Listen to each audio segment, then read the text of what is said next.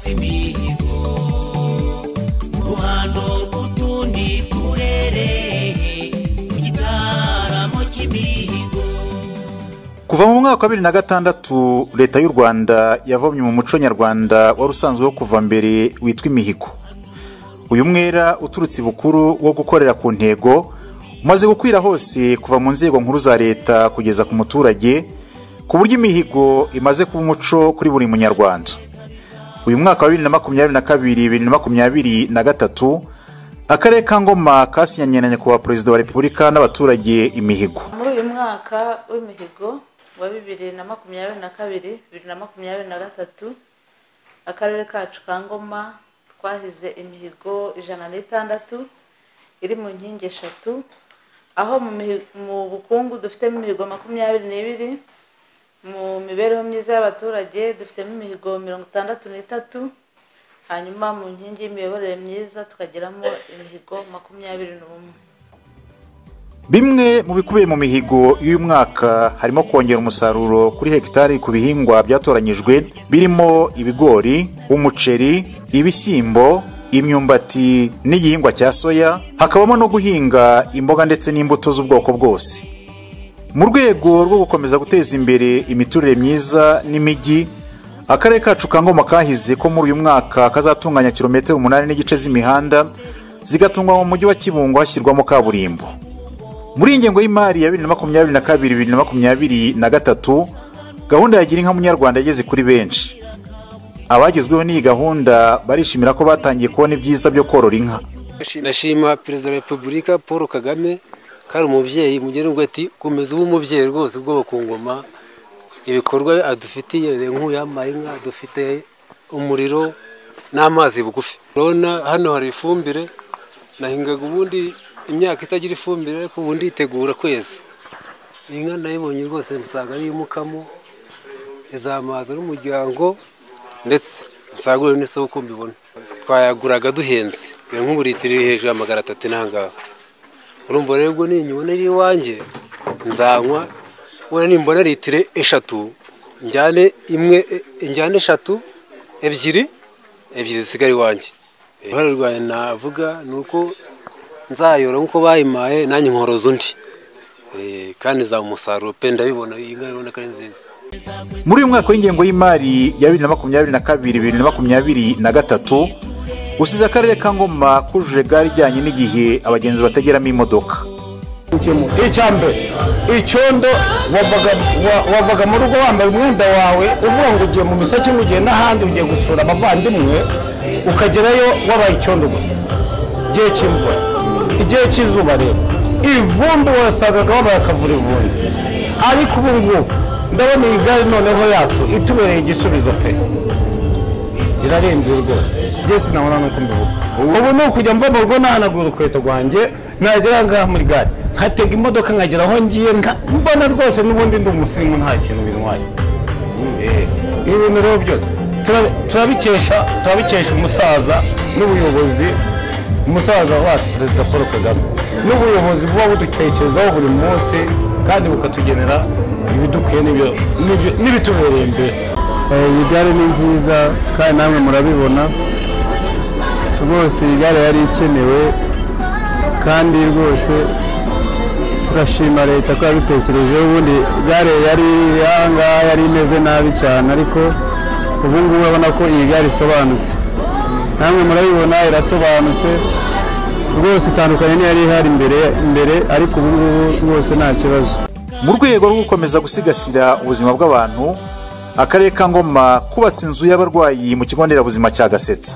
Twahuraga n'ibibazo tukaryama hariya muri Pasikarame babahaye igitanda nyine, ariko nabwo ukabona ko ari igitanda kidakosotse, ariko ubu turashimira Kagame pe, yatugejeje kuri byinshi kandi byiza.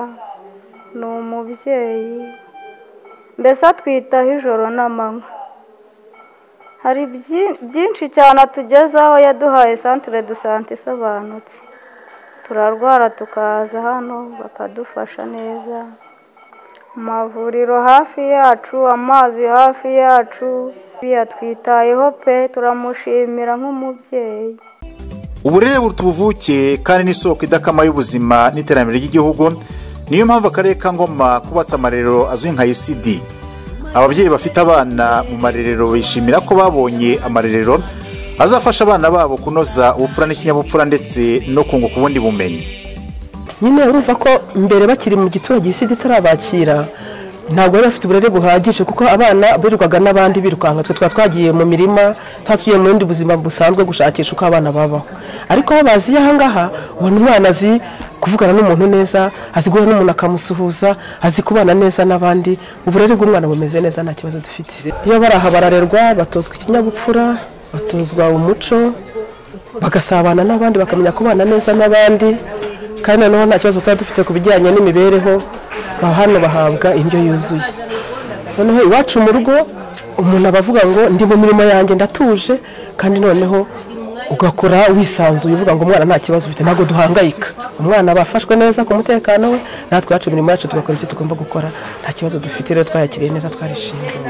Mu burezi busanzwe uyu mwaka wa 2022-2023 usigiye akarere ka Ngoma ibyumba by'amashuri 12. Ese ibi byumba bije gukemura ikihe kibazo? Cyambere turashimira abayobozi kuba baradutekerejeho bakaduha amashuri.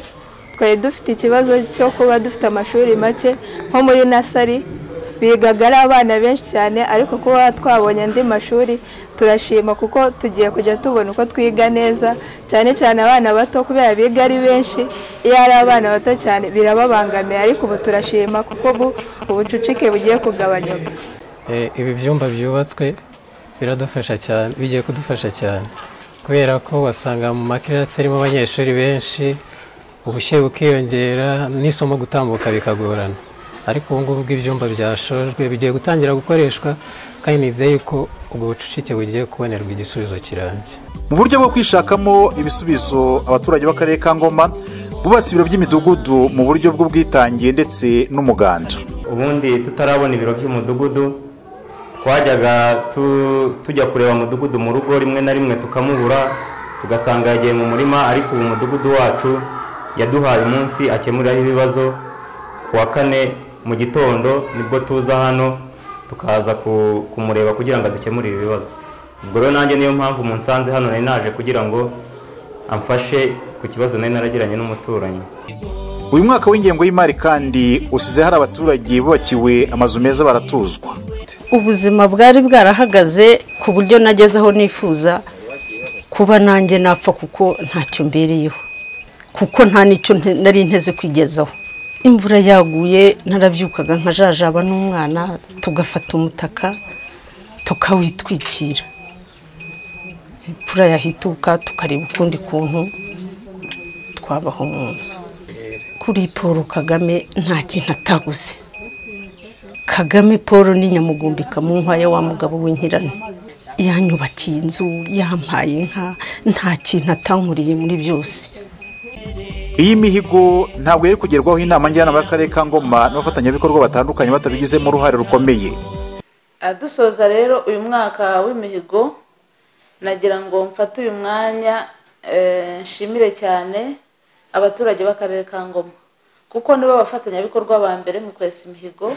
Hariyo ubwabo bigiriramo uruhare nko gutanga ubwisungane mu kwivuza, kwizigamira muri ejo heza, kubakira abatishoboye binyuze mu miganda. Hari ibiro by'imidugudu bibakiye binyuze mu miganda, ndetse n'umuganda rusange usanzwe. Ibikorwa bigenda bikorwa birimo amasuku atandukanye, gukora imihanda, imigenderano n'ibindi byose, ibyo babigiramo uruhare. Niyo mpamvu tubashimira. Ndashimira kandi abakozi b'akarere, kuko ibi byose twarafatanyije. Gusa si n'abakozi b'akarere gusa, turashimira inama njyanama nayo yatubaye hafi muri za komisiyo zitandukanye, ndetse no mu nama njyanama nyirizina, aho kenshi bagenda bakora isuzuma haba mu mpapuro ndetse no kuri tere, kugira ngo barebe koko ko ibikorwa byakozwe kandi koko ko byujuje ibisabwa kuba byarakozwe neza.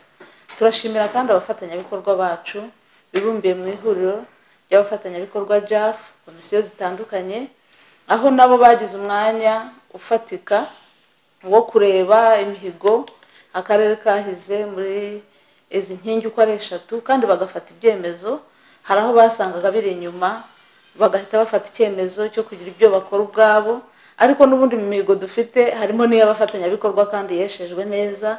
Abo bose rero turabashimira ko badufashije kwesa imihigo yacu, ubu bikaba ariyo mpamvu byatumye tugera ku kigereranyo cya 99%.